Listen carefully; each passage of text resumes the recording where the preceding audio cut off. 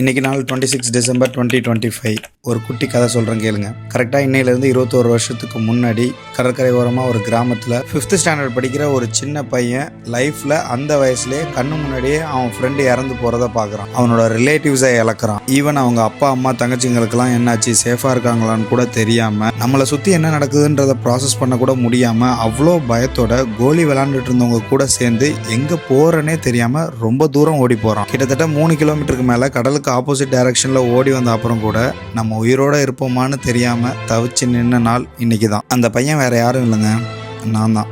2004 வந்த சுனாமி பற்றி தான் பேசுகிறேன். ஆக்சுவலாக அன்றைக்கி நாங்கள் கொஞ்சம் பேர் ரொம்ப தூரம் ஓடி போயிட்டோம். அதுக்கப்புறம் அங்கேருந்து ஒரு லாரியில் எங்களை இன்னும் தூரமாக அழைச்சிட்டு போயிட்டாங்க. அப்போ தான் சேஃபாக இருக்கும்னு. உண்மையை சொல்லணும்னா எங்கள் கிராமமே ஃபுல்லாக தண்ணியில் போயிட்டு யாருக்கும் வீடு வாசலே இல்லை. பொதுமக்கள் எல்லாரையும் டவுனில் இருக்கிற ஸ்கூல்ஸ் அப்புறம் மேரேஜ் ஹால் இந்த மாதிரி பிளேஸில் தங்க வச்சுருந்தாங்க. இதில் கொடுமையான விஷயம் என்ன தெரியுமா?